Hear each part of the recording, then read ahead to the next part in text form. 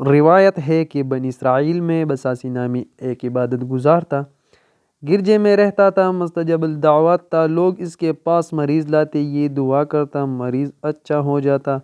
ابلیس نے اپنے تمام شیطان جمع کیے، اللہ کی ان سب پر لعنت ہو، اور کہنے لگا کون ہے جو اس شخص کو فتنے میں ڈالے، اس نے تو ہماری کمر توڑ کر رکھی ہے۔ ایک خبیث ترین شیطان کہنے لگا یہ کام میں کروں گا، ناکام ہوا تو آپ نے بقا میں سے نکال دینا۔ شیطان خوش ہو کر کہنے لگا واقعی یہ کام تیرا ہی کرنے کا ہے۔ یہ شیطان بنی اسرائیل کے بادشاہ کے گھر گیا، اس کی ایک بہت خوبصورت بیٹی تھی جو اپنے ماں باپ بہن بھائیوں کے ساتھ بیٹی تھی، اس نے جا کر اسے پاگل بنا دیا، تمام گھر والے اس کے پاگل ہو جانے سے گھبرا اٹھے۔ اس حال میں کئی روز گزر گئے، پھر یہ شیطان لوگوں کے پاس انسانی شکل میں آ کر کہنے لگا اگر اس مجنونہ کی صحت مطلوب ہے تو پلا راہب کے پاس لے جاؤ، وہ اس سے دم کرے گا اور اس کے لیے دعا کرے گا۔ لڑکی کو وہ اس راہب کے پاس لے گئی، اس نے دعا کرا دی، لڑکی اچھی ہو گئی اور واپس لوٹنے لگی تو شیطان پھر آیا اور کہنے لگا اگر اچھی طرح صحت چاہتے ہو تو اس کو چند دن تک راہب کے پاس ہی رہنا دو۔ اس کے لیے تیار ہو گئے، مگر راہب نے اپنے پاس رکھنے سے انکار کر دیا تھا، تاہم وہ لوگ اصرار کر کے اس کے پاس چھوڑ ہی گئے۔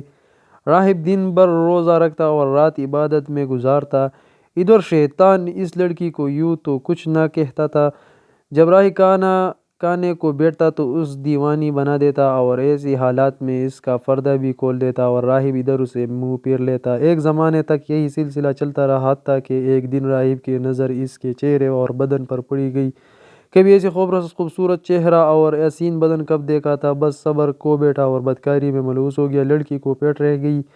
اب شیطان آ کر راہب سے کہنے لگا کہ تو نے اس لڑکی سے زنا کر لیا، اب بادشاہ کی سزا سے بچنے کی یہی صورت ہے کہ اس لڑکی کو قتل کر کے گرجے کے قریب ہی دفن کر دے، پوچھیں گے تو کہہ دینا کہ وقت آ گیا اور مر گئی۔ راہب نے ایسا ہی کیا، لڑکی کو ذبح کر کے دفن کر دیا۔ گھر والوں نے پوچھا تو کہہ دیا کہ فوت ہو گئی، انہوں نے یقین کر لیا اور واپس لوٹ گیا، اور ایک روایت میں ہے کہ یوں کہہ دیا کہ تندرست ہو کر گھر چلی گئی، وہ یقین کر کے واپس ہو گیا اور رشتہ داروں کے گھروں میں تلاش کرنے لگے۔ اب شیطان لوگوں سے کہنے لگا کہ لڑکی کو تو راہب نے بدکاری کرنے کے بعد قتل کر کے دفن کر دیا ہے۔